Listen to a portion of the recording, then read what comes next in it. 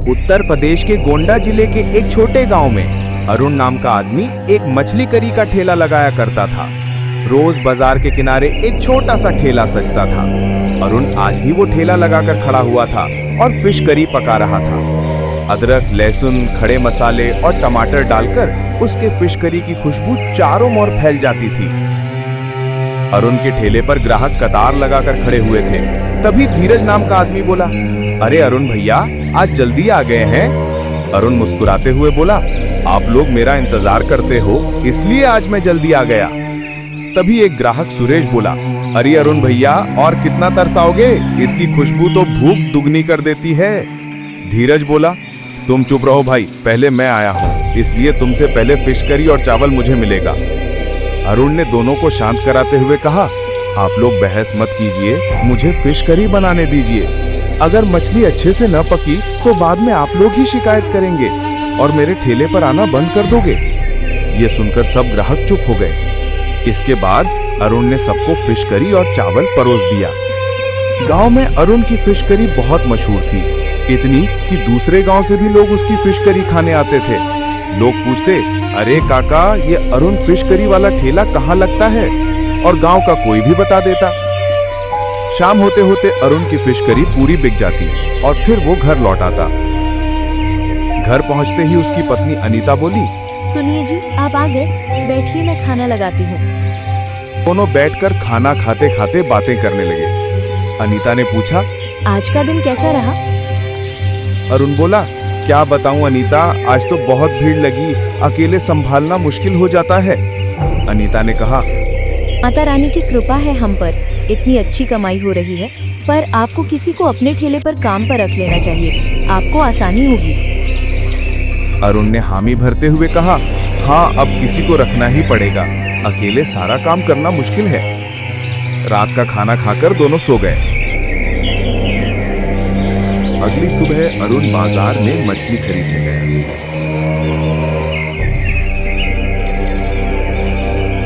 अरे बेटा, आज कितनी मछली दूं? आज 5 किलो मछली कर दो दादा। अरे, हमें भी कभी तुम्हारी फिश करी खिलाओ, सुना है बहुत फेमस है। बिल्कुल दादा, कभी मेरे ठेले पर आइए। अरुण घर लौटा और अदरक, लहसुन, टमाटर, इमली और अच्छे मसालों से फिश करी बनाकर बाजार पहुंचा। वो जोर जोर से आवाज लगाने लगा, आओ आओ, अरुण की फिश करी खाओ, मसालों का जादू, मछली का प्यार, अरुण की फिश करी लाजवाब। लोग रोज की तरह उमड़ पड़े और उसकी फिश करी जल्दी ही बिक गई। अरुण सोचने लगा, अनीता ठीक कह रही थी, अब भीड़ ज्यादा हो रही है, किसी को रखना पड़ेगा। कुछ दिन बाद जब अरुण ठेला लगा रहा था, तभी एक लड़का निखिल आया। उम्र करीब 22 साल होगी। भैया, क्या मुझे एक प्लेट फिश करी और चावल दे सकते हैं? अरुण बोला, क्यों नहीं भाई? निखिल बोला, लेकिन मेरे पास पैसे नहीं हैं, बहुत भूख लगी है, आप मुझे आज खिला दीजिए, मैं बाद में पैसे लौटा दूंगा। अरुण दिल का सीधा और भोला था, बोला, कोई बात नहीं, खा लो, माता रानी की कृपा से सब अच्छा चल रहा है। उसने निखिल को प्लेट परोस दी। निखिल खाते खाते रोने लगा। अरुण ने पूछा, अरे क्या हुआ, क्यों रो रहे हो, तुम्हारा घर कहाँ है? निखिल ने कहा, क्या बताऊं भैया, मैं अनाथ हूँ, बचपन से माँ बाप नहीं है, इधर उधर भटक कर जो मिल जाए खा लेता हूँ।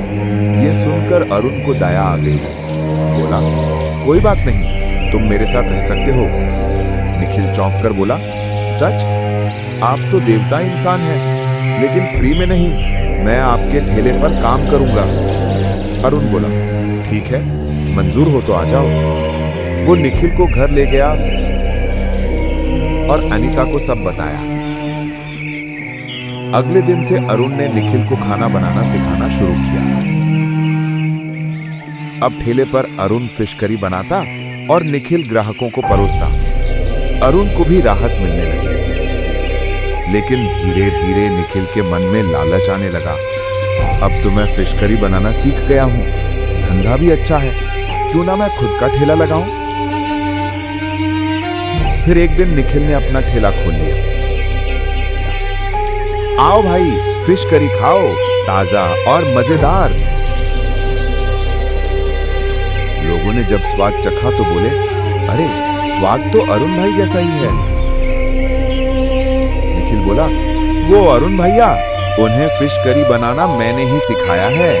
असल में ये ठेला मेरा ही आइडिया था। धीरे धीरे निखिल ने अरुण की बुराई करके उसके ग्राहक छीन लिए। जब अरुण को पता चला तो उसने निखिल से कहा, ये क्या है निखिल, मैंने तुम्हें सहारा दिया, तुम्हें सिखाया और तुम मेरी ही बुराई करके मेरे ग्राहक ले रहे हो। निखिल बोला, भैया जब तक प्रतियोगिता ना हो धंधा कैसे जमेगा। अरुण चुपचाप अपने ठेले पर लौट गया। अगले दिन निखिल ने सस्ता बेचने की सोची। आओ भाई, अरुण की 70 वाली फिश करी यहाँ सिर्फ 50 में। ग्राहक जुटे लेकिन कमाई घट गई। फिर पैसे बचाने के लिए निखिल ने दुकानदार से कहा, दादा इस बार सबसे सस्ते मसाले और सस्ता तेल दे दीजिए। वो बासी मछली भी लाने लगा। निखिल ने जब उससे फिश करी बनाई तो ग्राहकों ने शिकायत की, अरे ये क्या गंद मार रही है, मसाले भी घटिया हैं, लगता है इसके मन में लालच आ गया है। लोग गुस्से में बोले, अब तुझे गांव में रहने नहीं देंगे। कुछ ने तो मारने भी शुरू कर दिया। रोता हुआ निखिल अरुण के पास पहुंचा और बोला, भैया मुझसे गलती हो गई, लालच ने मेरी आंखों पर पर्दा डाल दिया, अब मेरे पास कुछ नहीं है। अरुण ने कुछ देर सोचा और फिर बोला, गलती करने वाले को माफ कर देना चाहिए, लेकिन याद रखना काम मेहनत और ईमानदारी से चलता है, लालच से नहीं। निखिल बोला, मैंने सबक सीख लिया है, अब मेहनत ही करूंगा। उसने गांव वालों से माफी मांगी। अब निखिल पूरे ईमानदारी से अरुण के ठेले पर काम करने लगा। ग्राहक कहते, तुम दोनों साथ में अच्छे लगते हो और दोनों का स्वाद भी एक ही जगह मिलता है। सब हंस पड़े और कहानी यहीं खत्म हो गई।